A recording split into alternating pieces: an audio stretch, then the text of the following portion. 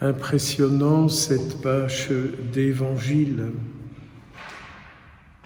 On vient demander à Jésus pourquoi ses disciples ne jeûnent pas, ne jeûnent-ils pas? Est-ce que ce jeûne posait problème aux gens? Je me dis, toutes ces lois, tous ces règlements, ça a dû peser à des gens.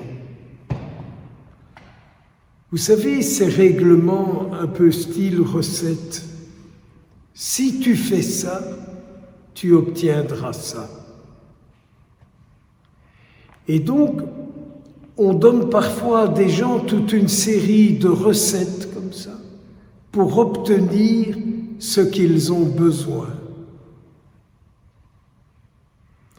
Et Jésus leur dit, ce que vous avez besoin, ce n'est pas de jeûner, mais celui dont vous avez besoin d'être avec, c'est l'époux, c'est-à-dire moi. Et c'est bien vrai. Ce dont vous et moi nous avons besoin, c'est de Jésus. Et de voir comment nous pouvons reconquérir notre vie avec Jésus. Comment nous pouvons faire vie avec lui, parce que s'il est l'époux, il n'est pas avec nous uniquement quand nous sommes à l'église. Il n'est pas avec nous uniquement quand nous sommes à la chapelle. Il est avec nous 24 heures sur 24. Il est tout le temps avec nous. Et nous devrions être tout le temps avec lui, s'il est notre époux. S'il est celui avec lequel nous vivons, alors il est tout le temps avec nous. C'est quand même dommage de dire que Jésus est avec nous uniquement quand nous faisons des prières, uniquement quand nous sommes à la chapelle. Non, il est tout le temps avec nous pour être lumière et vie, pour être force et consolation.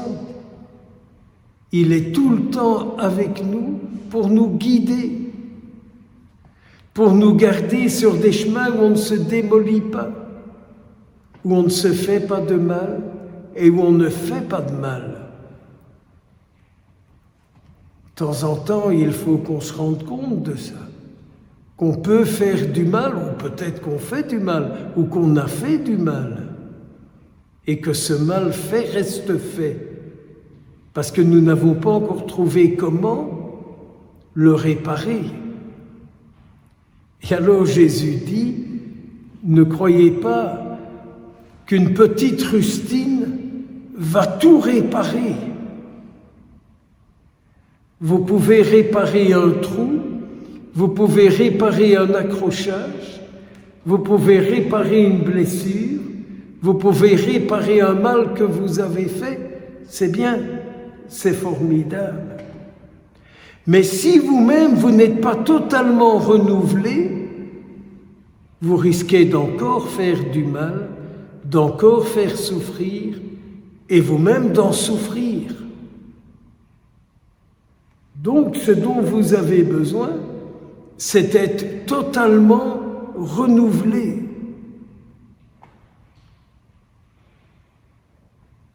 D'être totalement renouvelé. Y a-t-il autre chose à dire? Y a-t-il autre chose à dire, à demander, que d'avoir Jésus comme époux, comme guide, qu'il nous montre comment faire et qu'il nous aide dans ce renouvellement? Car si j'ai bien compris, l'époux a pour mission de s'occuper de son épouse, de veiller à ce qu'elle ait tout et à ce que rien ne lui manque. Si Jésus est l'époux de mon âme, n'est-ce pas lui qui veille à ce que rien ne me manque dans mon âme. S'il est l'époux de mon âme, n'est-il pas celui qui guérit mon âme? N'est-il pas celui qui renouvelle mon âme? Méditons, prions.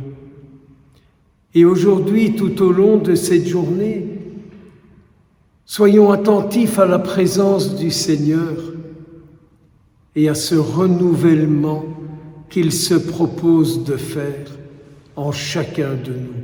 Non pas coller une pièce, non pas mettre une rustine, mais un renouvellement total selon ce qu'il est, lui. Car ce que j'ai envie, c'est d'être renouvelé par lui pour être un autre lui-même et pour vivre comme lui, et pas d'être renouvelé pour avoir la vie qui m'arrangerait d'avoir. Prions donc les uns pour les autres et demandons au Seigneur qu'il vienne nous bénir, lui qui est Père, Fils et Esprit Saint, pour les siècles des siècles.